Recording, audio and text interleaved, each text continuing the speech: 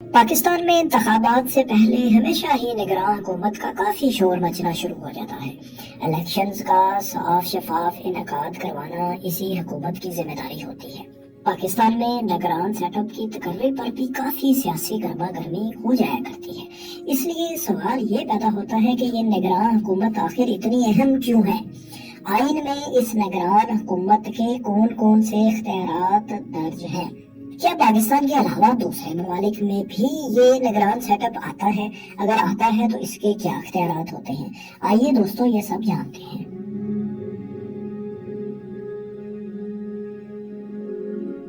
تو دوستو جیسا کہ نام ہی سے ظاہر ہے، نگراں حکومت الیکشن کی نگرانی کے لیے بنائی جاتی ہے۔ لیکن یہ نگراں سیٹ اپ یا کیئر ٹیکر سیٹ اپ کتنا اہم ہے اور کیسے منتخب کیا جاتا ہے، پہلے اس بارے میں آپ کو بتاتے ہیں۔ پاکستان میں وفاقی اور صوبائی نگراں حکومتیں آئین کے آرٹیکل 224 کے تحت بنتی ہیں، جس کے مطابق اگر اسمبلی تحلیل کر دی جائے یا وہ اپنی مدت پوری کر کے ختم ہو جائے تو دونوں صورتوں میں کیئر ٹیکر سیٹ اپ لایا جائے گا۔ وفاق میں قائد ایوان اور قائد حزب اختلاف دونوں نگراں وزیر اعظم کے لیے زیادہ سے زیادہ تین نام پیش کرتے ہیں۔ ان ناموں میں سے کسی ایک نام پر اتفاق رائے ہو جانے کی صورت میں صدر مملکت نگراں وزیر اعظم کا تقرر کر دیتا ہے۔ وزیر اعظم اور قائد حزب اختلاف کے درمیان نگراں وزیر اعظم کے نام پر اتفاق نہ ہونے کی صورت میں یہ معاملہ ایک نئی 8 رکنی پارلیمانی کمیٹی کے سپرد کر دیا جاتا ہے۔ اس پارلیمانی کمیٹی میں تحلیل شدہ اسمبلی، سینٹ یا دونوں ایوانوں سے حکومت اور اپوزیشن کے 4 ارکان شامل ہوتے ہیں، جنہیں قائد ایوان اور قائد حزب اختلاف مقرر کرتے ہیں۔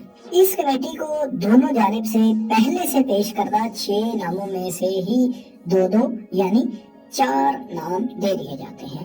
کمیٹی نے 3 روز کے اندر ان 4 میں سے کسی ایک نام پر اتفاق کرنا ہوتا ہے۔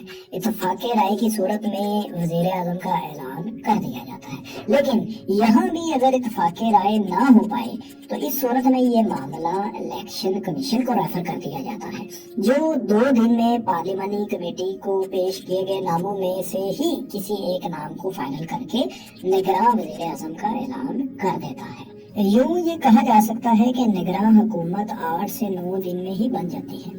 یہاں یہ بتانا بھی ضروری ہے کہ صدر نہ صرف نگراں وزیر اعظم کی تقرری کی رسمی منظوری دیتا ہے، بلکہ صدر وفاق میں 14 دن کے اندر نگراں کابینہ کا انتخاب بھی کرتا ہے۔ اس نگراں کابینہ کا کوئی بھی رکن آئندہ الیکشن میں حصہ لینے کا اہل نہیں ہوتا۔ یہ بھی یاد رہے کہ جب تک نئی تقرری نہیں ہو جاتی، تحلیل شدہ اسمبلی کا قائد ایوان ہی وزیر اعظم کے عہدے پر برقرار رہتا ہے۔ دوستو صوبوں میں وزیر اعلیٰ کی تقرری سے لے کر کابینہ کے انتخاب تک کا پروسیس بالکل ایسا ہی ہے جیسا وفاق میں ہم نے آپ کو بتایا، بس یہاں صدر والی ذمہ داریاں گورنر نبھاتا ہے۔ یہ بھی یاد رہے کہ آزاد کشمیر اور گلگت بلتستان میں الیکشن سے پہلے نگراں حکومت کا قیام عمل میں نہیں لایا جاتا۔ یہاں آپ کو یہ بھی بتاتے چلیں کہ اسمبلی ختم ہو بھی جائے تو الیکشنز کے بعد بھی جب تک نئی اسمبلی نئے اسپیکر کا انتخاب نہیں کر لیتی، اس وقت تک پرانی اسمبلی کے اسپیکر اپنے عہدے پر برقرار رہتے ہیں، نئے ارکان سے حلف لیتے ہیں اور اس کے بعد وہ نئی اسمبلی نئے اسپیکر کا انتخاب کرتی ہے۔ یہ واضح رہے کہ اسپیکر اور ڈپٹی اسپیکر الیکشن میں حصہ لے سکتے ہیں۔ یہاں ایک اور بات بھی قابل ذکر ہے کہ اگر اسمبلیاں اپنی مدت پوری کر کے ختم ہوں تو نگراں سیٹ اپ 60 دن کے لیے ہوگا۔ تاہم اسمبلیاں اگر کسی وقت مدت پوری ہونے سے پہلے ہی تحلیل کر دی جائیں تو اس صورت میں 90 دن کے اندر الیکشن کروانا لازمی ہوگے۔ آئین میں نگراں حکومت کی مدت بڑھانے کا کوئی طریقہ نہیں۔ دوستوں کیئر ٹیکر حکومت کی سب سے اہم ذمہ داری انتخابات کا انعقاد ہے۔ وہ روزمرہ کے امور سلطنت چلانے میں مکمل اختیار رکھتی ہے، لیکن اسے پالیسی فیصلہ سازی یا پالیسی ڈیسیژن لینے کا اختیار نہیں۔ دوسری جانب چند ماہرین کا ماننا ہے کہ ایمرجنسی کی صورت میں نگراں حکومت وفاق میں صدر اور صوبے میں گورنر سے مشاورت کے بعد عارضی پالیسی سازی کے متعلق فیصلے بھی کر سکتی ہے، جیسا کہ خارجہ پالیسی اور نظام مملکت سے متعلق کچھ دیگر امور وغیرہ۔ असम्बली तहलील हो जाए और बजट पेश करना अगर जरूरी हो तो निगरान हुकूमत आइन के आर्टिकल 86 के तहत ज्यादा से ज्यादा 4 माह के अखराजात की मंजूरी भी दे सकती है। दूसरी जानिब निगरान हुकूमत बैरूनी कर्जे हासिल करने की मजाज होती है, लेकिन वो असम्बली तहलील होने की वजह से कोई नया टैक्स नहीं लगा सकती। कुछ माहिरीन का ख्याल है कि ऑर्डिनेंस के जरिए नए टैक्स निगरान हुकूमत लगा सकती है, लेकिन उसकी मंजूरी नई असम्बली से लेना लाजमी होगी, वरना वो टैक्सेस खत्म हो जाएंगे। निगरान हुकूमत इलेक्शन कमीशन की सिफारिश और मंजूरी के बगैर सरकारी अफसरों और किसी भी ग्रेड के अहलकार के तकर्रो तबादले का अख्तियार भी नहीं रखती। इलेक्शन एक्ट 2017 के सेक्शन 230 के तहत निगरान हुकूमत का अपने फैसलों में गैर जानिबदार होना इंतहाई जरूरी होता है। निगरान हुकूमत के अरकान को किसी किस्म की मराहत ताहयात नहीं मिलती। यहाँ तक कि निगरान वज़ीर आज़म के पास भी निगरान हुकूमत की मियाद खत्म होने पर कोई मराहत नहीं होती। यहाँ ये बात भी वाज़ेह करते चलें कि पाकिस्तान में असम्बलियाँ तहलील कर दी जाएं या वो अपनी मुकर्रर मुद्दत मुकम्मल करके तहलील हो जाएं। इन दोनों सूरतों में इलेक्शन के बाद नई बनने वाली असम्बली 5 साल की मुद्दत के लिए ही मुंतखब होती है।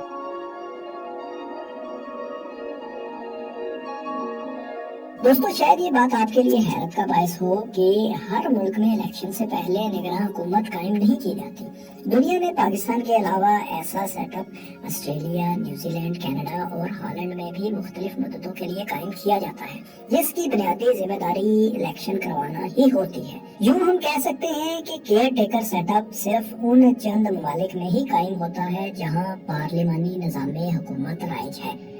पाकिस्तान में तो रवायती तौर पर साबिक हुकूमत के किसी रुकन को निगरान सेटअप में शामिल नहीं किया जाता और ना ही उसे इलेक्शन लड़ने की इजाजत होती है, लेकिन कुछ ममालिक में हुकूमत में शामिल अफराद को ही निगरान हुकूमत का हिस्सा भी बना दिया जाता है, जैसा कि ऑस्ट्रेलिया में होता है, जहां वज़ीर आज़म खुद ही इलेक्शन से पहले अपनी हुकूमत को केयर टेकर मोड में ले जाते हैं। यानी जो हुकूमत काम कर रही होती है उसके तमाम या कुछ अरकान सिर्फ रोजमर्रा अमूर के लिए अपने इख्तियारात का महदूद इस्तेमाल करते रहते हैं। ताहम हुकूमत के इंतहाई मतनाज़े होने और गैर मामूली हालात की वजह से अलग से निगरान हुकूमत भी कायम की जा सकती है, जैसा कि 1975 में आईनी बहरान के दौरान किया गया, जब ऑस्ट्रेलिया के गवर्नर जनरल ने इस शर्त पर निगरान हुकूमत कायम की कि वो जल्द अज जल्द इंतखाबात का इनेकाद करवाएगी। न्यूजीलैंड की बात करें तो यहाँ का निज़ाम थोड़ा सा मुख्तलिफ है। न्यूजीलैंड में असम्बलियाँ अपनी मुद्दत पूरी कर लें या वक्त से पहले तहलील कर दी जाए या फिर हुकूमत पार्लियामेंट का एतमाद खो दे तो निगरान सेटअप कायम कर दिया जाता है। इसकी मुद्दत इंतहाई मुख्तसर यानी चंद घंटों के लिए भी हो सकती है, जो उस वक्त तक रहती है जब तक नई हुकूमत कायम नहीं हो जाती।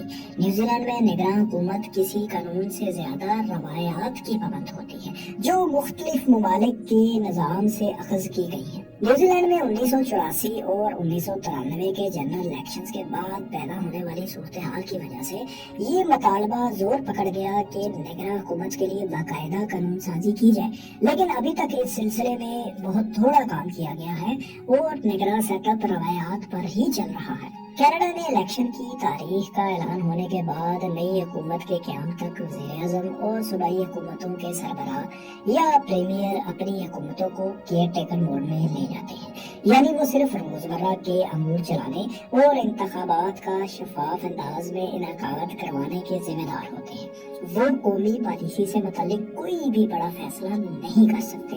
हैरान कुन तौर पर कनाडा में निगरान हुकूमत के मोड पर कोई बाकायदा कानून मौजूद नहीं। न्यूजीलैंड की तरह यहाँ भी रवायात बहुत वाज़ेह हैं जिन पर हर निगरान हुकूमत अमल करती है और इलेक्शन करवाने के साथ साथ रोजमर्रा के अमूर भी सरअंजाम देती है। दूसरी जानिब हॉलैंड में एक हुकूमत के खात्मे से दूसरी हुकूमत के क़याम तक निगरान हुकूमत कायम की जाती है, जिसे डी मिशनरी कैबिनेट कहा जाता है। इस निगरान हुकूमत की मुद्दत मुकर्रर नहीं होती और एक बार 1977 में ये 9 माह तक भी कायम रही थी। यहाँ हम आपको ये भी बताते चलें कि हमसाया मुल्क भारत में इलेक्शन से पहले किसी किस्म की अबूरी या निगरान हुकूमत का कोई तस्वर नहीं। इलेक्शन की तारीख आने के बाद हुकूमत कोई बड़ा फैसला नहीं करती। यहाँ ऐसे इक़दामात नहीं किए जाते जिनसे किसी एक पार्टी को फायदा हो या इलेक्शन की गैर जानिबदारी पर हर्फ आए। भारत में अक्सर वज़रा हुकूमत खत्म होते ही अपनी वज़ारतें छोड़कर इलेक्शन की तैयारियों में लग जाते हैं। الیکشن کمیشن بہت بااختیار ہوتا ہے، اور اگر وہ سمجھے کہ کوئی حکومتی رکن الیکشن پر اثر انداز ہونے کی کوشش کر رہا ہے تو وہ اسے تبدیل بھی کر سکتا ہے۔ الیکشن کا شیڈیول جاری ہونے کے بعد حکومت الیکشن کمیشن کی اجازت کے بغیر معمولی سے معمولی تقرری یا تبادلہ بھی نہیں کر سکتی۔ بھارت میں اسمبلی کی مدت 5 سال ہے، اور عموماً اسی ٹرم کے اندر ہی الیکشنز کا عمل بھی مکمل ہو جاتا ہے۔ دوسری جانب پاکستان سے الگ ہونے والے بنگلہ دیش میں 2008 تک نگراں حکومت قائم کی جاتی تھی۔ پہلی نگراں حکومت 1991 میں بنائی گئی تھی۔ بنگلہ دیش میں نگراں وزیر اعظم کو چیف ایڈوائزر کا نام دیا گیا تھا، اور اب تک صرف 5 بار چیف ایڈوائزر کا تقرر کیا گیا تھا۔ شیخ حسینہ واجد کی حکومت نے نگراں حکومت کے قیام کی آئینی شق 15ویں ترمیم کر کے ختم کرتی ہے۔ مختلف ممالک میں نگراں حکومتوں کی ذمہ داریوں پر قانون سازی کو دیکھیں تو پاکستان سب سے آگے نظر آتا ہے، ورنہ آسٹریلیا، نیوزی لینڈ اور کینیڈا میں تو نگراں سیٹ اپ زیادہ تر روایات کے آسرے ہی چلتا ہے۔ ایک اور حیران کن بات یہ ہے کہ پاکستان نے تاج برطانیہ سے آزادی حاصل کی، جبکہ کینیڈا، نیوزی لینڈ اور آسٹریلیا تو آج بھی تاج برطانیہ کے ماتحت ہی ہیں، لیکن برطانیہ میں نگراں حکومتوں کا ایسا کوئی سیٹ اپ نہیں۔ دوسری جانب کامن ویلتھ کے دوسرے رکن ممالک میں بھی نگراں حکومتوں کا نظام نظر نہیں آتا۔ بنیادی طور پر 1973 کے آئین میں نگراں حکومت کے بارے میں کوئی شک موجود نہیں تھی، تاہم 1977 کے الیکشنز میں دھاندلی کے شدید الزامات کے بعد نگراں حکومت کے قیام کے حق میں کافی نعرے لگے۔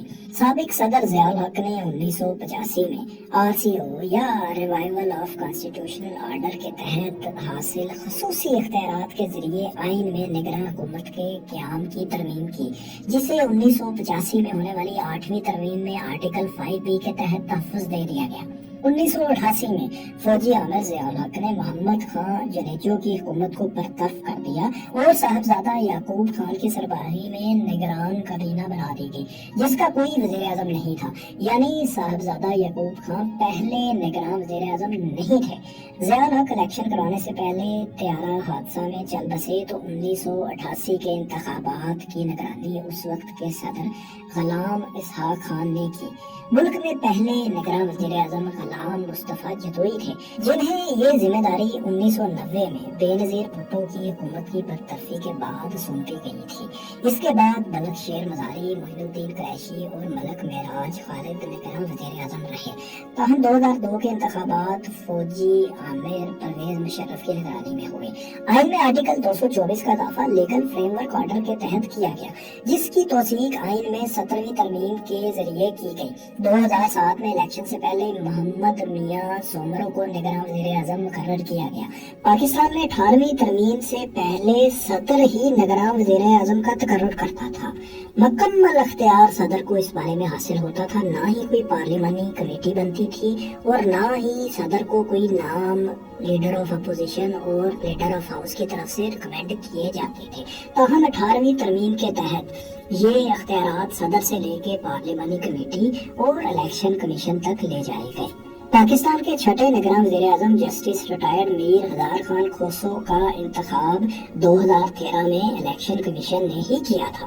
دوسری جانب 2018 کے الیکشن سے پہلے قائد ایوان اور قائد حزب اختلاف میں اتفاق رائے کے بعد جسٹس ریٹائرڈ ناصر الملک کو نگراں وزیر اعظم مقرر کیا گیا تھا۔ دوستو، نگراں حکومتیں الیکشنز کے صاف، شفاف اور غیر جانبدار انعقاد کے لیے قائم کی جاتی ہیں، لیکن یہ کسی صورت بھی غیر جانبدار اور دھاندلی سے پاک الیکشنز کی ضامن نہیں۔ اکثر اوقات الیکشنز کے بعد دھاندلی کا شور ضرور مچتا ہے۔ ایسی صورتحال میں نگراں حکومتوں کا قیام صرف ایک آئینی اور قانونی تقاضا بن کر رہ گیا ہے۔ آپ کمنٹس میں اپنی رائے سے بتائیں کہ آپ کو کیا لگتا ہے، کیا نگراں حکومتیں صاف، شفاف الیکشنز کے انعقاد کے لیے ضروری ہیں؟ اور یہ بتائیں کہ آپ کو یہ ویڈیو کیسی لگی، اور اس طرح کی مزید معلوماتی ویڈیوز کے لیے ہمارے چینل کو بھی سبسکرائب کر لیں۔ شکریہ۔